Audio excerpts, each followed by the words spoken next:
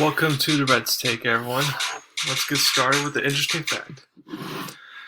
So, an interesting fact is that a team with no All-Stars in that current season, so the Atlanta Hawks in this case, have no All-Stars this season. They made it to the conference finals, which only 3 teams in NBA history have made it to a conference finals without an All-Star on the team. So, that's pretty impressive for the Atlanta Hawks here. But let's get started. So, as I promised, I'm going to go over for the teams who lost this past round improvements on what they need to do to get themselves back in the title contentions next year. So, let's start with the Utah Jazz. That's why I know where the shirt is. That's why I decided to wear it again because we're going to be talking more Jazz here. But so we can blame health as the reason for their collapse, and for the most part, that's correct. But there are other things that I noticed that must change for them in order to be true title contenders.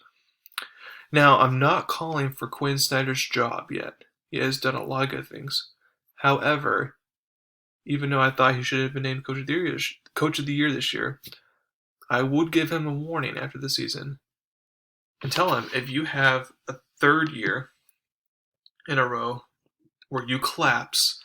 So that collapse meaning blowing 3-1 lead or blowing a 25-point lead in the third quarter in a closeout game. Like that's what that type of collapse. Like if there's a team the Jazz are facing that's just purely better than them and they only won one game in that series, I'm not talking about that. I'm just talking about purely they had a lead, they had a momentum, all thing, and then it collapsed. That's what I'm referring to. If he has one more of those next year, then I would fire him. But as of right now, I'm just giving him a warning because I feel like he's still a good coach, could do a good job. Now, as far as roster moves go, the moves are clear. We thought the Jazz had a good bench, but in this series, the Clippers exposed that Jazz did not have a good bench. When you're able to have Mike Conley playing, which in Game 6 you did, then yeah, you have Clarkson come off the bench, he's good. Joe Ingles come off the bench, he's good. But other than that, it's like that's pretty much it. Favors, he underperformed this series. Niang, don't even start with Niang, and then Oni, who's a 3D guy, didn't provide any 3 and barely played any D, so there's not a good bench.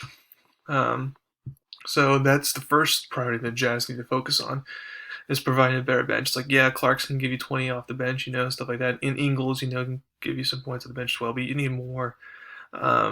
We need more bench scoring. Like, for example, Memphis, a team the Jazz beat in the first round. Like, the reason why there was a lot of closer games with Memphis than it should be, especially for AC, is because they had a nice bench. Grayson Allen can give you a lot of points. Bane, who's like a top 5 rookie, he's a good 3-point shooter. He can give you a lot of points and stuff like that. So they just need a deeper team, in my opinion, on the bench side.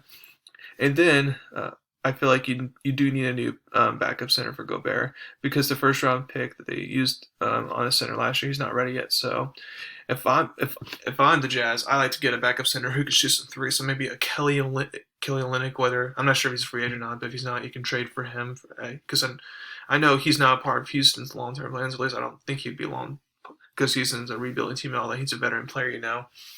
So if I'm the Jazz, I like someone after Kelly Olynyk who can make shots and all that and provide some scoring off the bench. But if you want someone that's kind of similar to Gobert, then maybe grab Montrezl Harrell. He's obviously going to lead the Lakers based off how his role diminished this season. If you can get a former 6-man of the year, have 2 different 6-men of the year on your team, I feel like Montrezl Harrell can give you a better lift off the bench than old Derek Favors can at this point. And also Montrezl is a good defender, so I feel like that would be an option right there. That's just an example. Now, as far as other players go, I wouldn't trade Clarkson or Ingles, but as far as Bogdanovich and Royce O'Neal goes, like I've appreciated everything they've done so far and all that, but I like if there's a right, I wouldn't just trade, but if there's a right offer, I would consider trading them. And that actually goes the same thing with Rudy Gobert, despite him being 3-time defense player of the year, 2-time All-Star. Just because it's the Clippers exposed, it's like if you don't have like a center like the Joker or Joel Embiid who can make shots, and it's just such a big part of the offensive game because they can make a bunch of rebounds or assists and all that, and because Gobert, he's just, if you can't dunk it, he's useless offensively. And then on defense, if you're playing small ball, he's not going to be that useful in the small ball lineup. So I feel like now I'm not going to trade him, as I would give him another year or two to kind of prove himself, redeem himself. But he's kind of been nice for me. And then, like I said, Bogdanovich and O'Neal. We'll have to see what happens there. But the biggest question is Mike Conley here, because he's a free agent. And Mike Conley played really well this year, guys. First All-Star appearance. I mean, de facto All-Star appearance because it was an injury, the reason why he was in. But I liked what I saw from him. But the problem is his injury. I can't rely on him to be healthy. But the problem is there's not a lot of good free agents on this market. I mean, Kyle Lowry, it's like, if I had to choose between Kyle Lowry and Mike Conley, it's like, I'd rather take Mike Conley than Kyle Lowry. Because Kyle Lowry have to learn Snyder's system, which it takes a while to learn. Like, you have to learn that system all over again. He's not as good at the three-point shooter as Mike Conley is. Now, you might get an upgrade defensively, but other than that, it's like, that's pretty much it. It's like, there's not really much of an upgrade there. And then I don't think getting Dennis Schroeder is going to be the answer. Like, I feel like Conley's better than him. Or, I feel like at this point you would have to trade for a good, better point guard than Mike Conley in order to get, or potentially if Mike Conley is down for a sign-in trade or something, you have to do that. Like, for example, if we can trade, for LaMelo Ball or something like that, I'll obviously take that, But if we can't find a better upgrade, then I say just sign Conley, just do a 1-year deal and try to cheap ball him there, because you can use his injury as an excuse to cheap ball him. And then see what he does next year, see if he can stay healthy. And if he does, great. You're going to be more of a contender. If not, then at least you only give him a 1-year deal and you can finally move on after next season when the free agency class could be better. If they can do those moves I mentioned, I feel like they can go far next year. Now for Denver. You may think you don't need to make a lot of changes because, well, Jamal Murray will come back and they'll be right back in the title contention in order to win a championship. Wrong. I said after free agency, losing Jeremy Grant and Torrey Craig and Mason Plumlee, key rotation / bench players, losing them was a big deal. Not only do you lose scoring, especially from Jeremy Grant, but you lost good 3-and-D guys, good defenders. Against the Blazers, you can get by with that since Blazers don't play defense. But against Phoenix, who has a very good defense, even if you had Jamal Murray, I would still take Phoenix over you because your bench got exposed in that series. And if I'm Denver, you got to sign back 3-and-D players and get better bench players like you had back in the bubble in order to get back into true title contention again. Next is Brooklyn. Again, because of health, you may say they don't need to make many adjustments because I felt like, if they're all healthy, they would win a championship this year. But I feel like there's always ways to improve a team if you look hard enough. Now, I'm not going to fire Steve Nash. Some people suggest firing Steve Nash, but it's like, no. You need to see him with a fully healthy Nets team first and before deciding to fire him or not. My first step, I think, is you have to trade Joe Harris. I know he's a good three-point shooter, but let's be honest. With Kyrie, Harden, and KD, you have enough shooting and you have enough three-point shooting just from those three alone. You can go get yourself a 3-and-D guy so you can have some more defenders to help your team out. That's what I would do. And then also, it'll be interesting if you retain guys like Blake Griffin who came on the minimum, or if he wants to, or since he's kind of redeemed himself a little bit, if he wants to go elsewhere, like to the Lakers or something like that. Or do you sign, make trades, for Jay Crowder or something like that, or Royce O'Neal so you get better 3-and-D guys. I'm not sure what you do there. I feel like you need to upgrade the bench though, because I feel like the bench is still a liability. So those are what I would do if I'm Brooklyn. And then for Philly, I would be very shocked if there's not major change to the team this year. What this series has showed us is it's time to trade Ben Simmons.